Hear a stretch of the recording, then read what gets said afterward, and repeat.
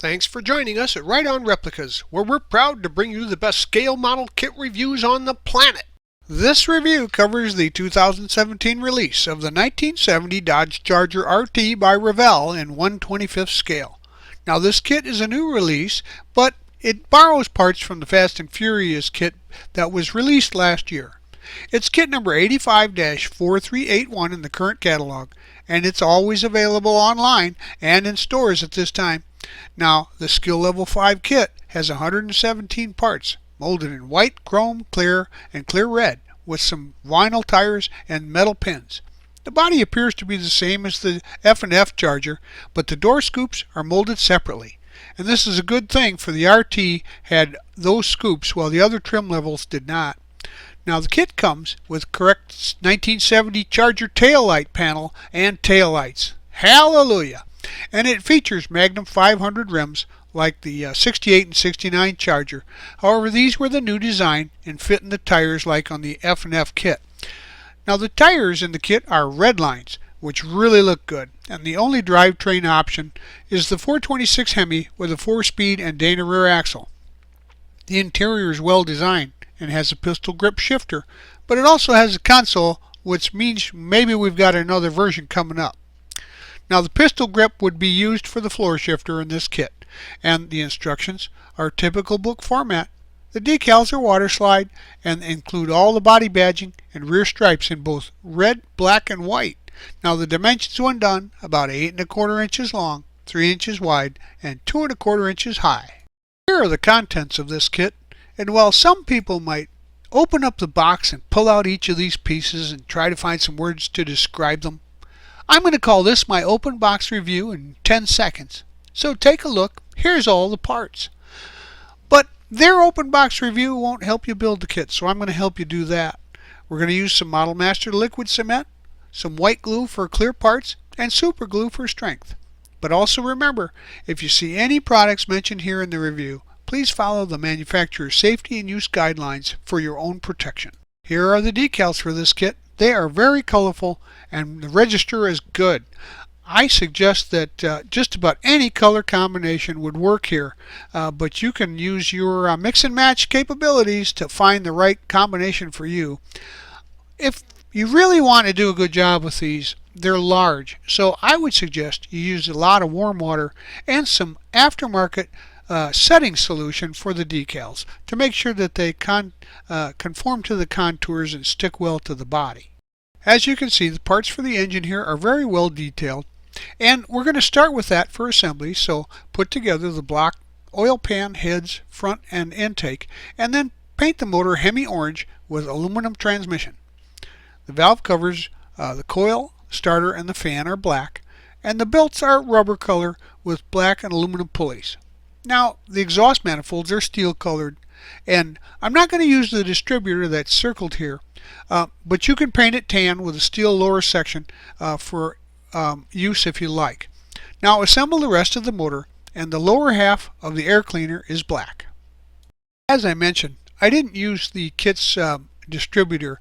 I bought an aftermarket distributor from Morgan, and then I drilled the shaft out where it goes in and glued in the distributor there, and then drilled out the locations on the valve covers for the spark plugs. And a small part of the black wire is used for the boots. You just slide it down onto the wire and match the wires up to a wiring diagram available on the internet to wire your engine. Glue those into place and you've got a really nice looking motor. Now gather up the parts for the interior, and note the shifter that's supplied here wouldn't work correctly with the console. It's merely a floor plate shifter. So I decided not to use the console for this kit. Now assemble the seats, then add the back seat, attach the pedals and the heater cord to the firewall, and paint the floor and the firewall flat black. The seats and the door panels are semi-gloss black, and then highlight the door panels with a silver pen for the highlight there, the trim, and the shifter is brown and black. To add even more detail, I decided to carpet my model. So I use what's called flocking, and that's remnants from carpets, and they are chopped real fine. You can find them online at hobby stores and retailers, or sometimes in craft shops. But you just make sure that the base is about the same color, and then you paint some white glue onto the area, tamp some of the filtered flocking onto it, tamp it down a little bit, turn it over and knock off the excess, and you've got a carpeted floor. Install the interior seats, the shifter, the door panels, and the firewall into place in the interior bucket. Now we can paint the dashboard semi-gloss black, and the column is the same color with a brown and silver steering wheel and a silver blinker stalk on the column. Now there's a decal on the dash for the instruments, and install the dash then and the column with the wheel into the interior tub and the slots provided on the sidewalls. Get these pieces out of the kit to start preparing the body for painting. Assemble the parts of the car that can be painted as a whole unit, and the RT scoops can also be installed first.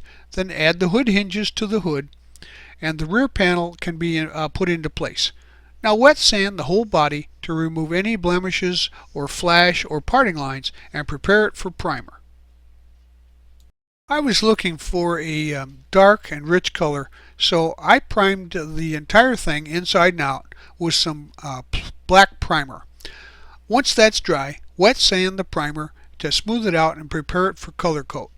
I was wanting to get close to the plum crazy purple, but with a little more richness and depth.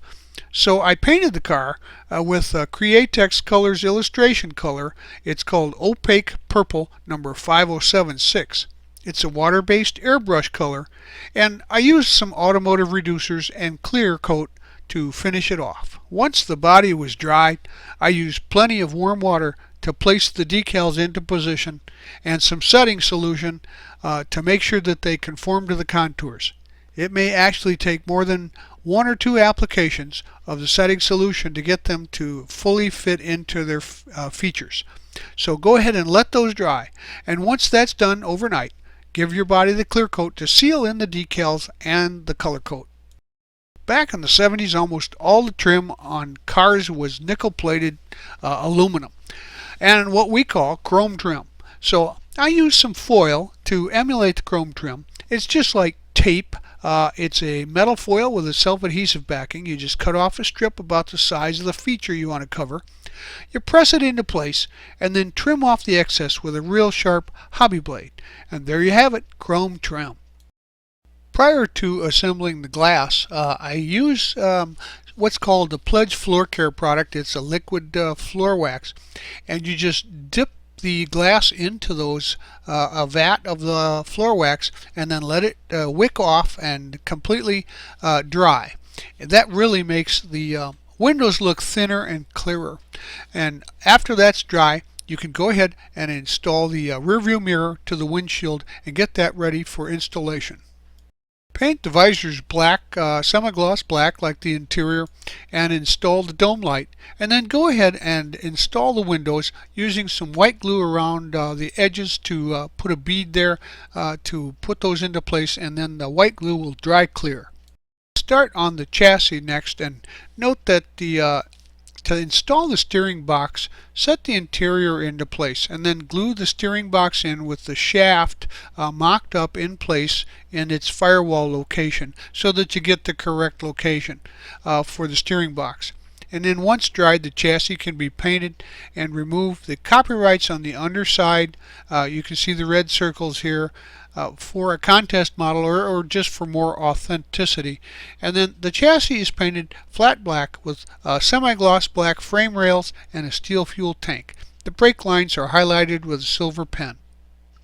Gather up these pieces from the kit and paint the brake booster black with the silver and copper master cylinder, and then the wiper motor is silver color. Install those onto the firewall.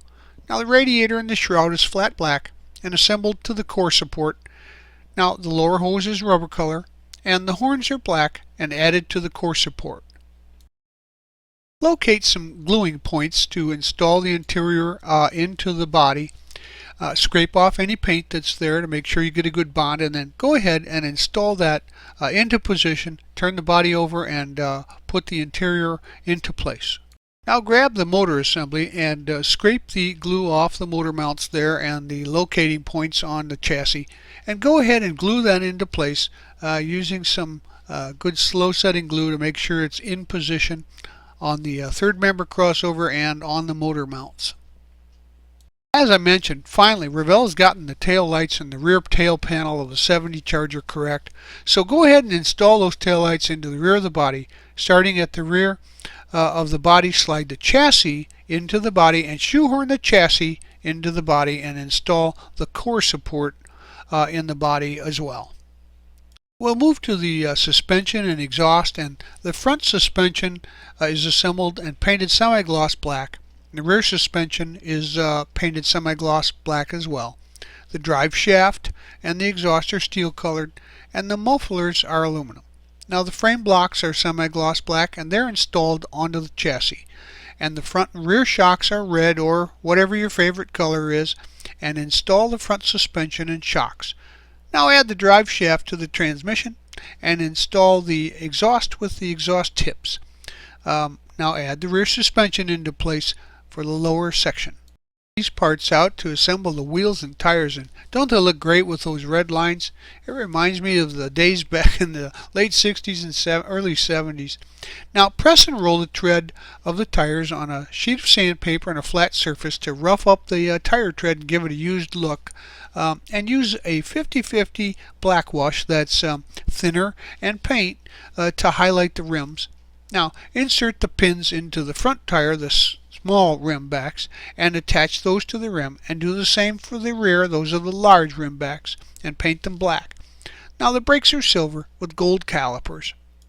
Now you'll need to use a little caution here. Sometimes this is delicate, but use, I would say, like a flat head screwdriver of a standard on the back side here, and press the tires into position, both on the front suspension there on the spindles, and then also of course on the rear suspension, just to give it a little support, because it takes a good press, a good firm pressing to get those into place. Once they snapped in, they should stay for good. With your rolling chassis in hand, turn the body over, spread the sides out a little bit, and just drop the chassis into place. You now have basically a rolling chassis and body combination to finish the vehicle off. I wanted to personalize my car, so I went ahead and took my logo and printed it out on a plain white paper on a color inkjet printer, and after sizing it up for a license plate size image. And then I just cut it out, put a piece of cellophane tape on each side of it, and I'll use that later to glue into position for a custom plate. We'll add these pieces to the car now, so get those out of the kit.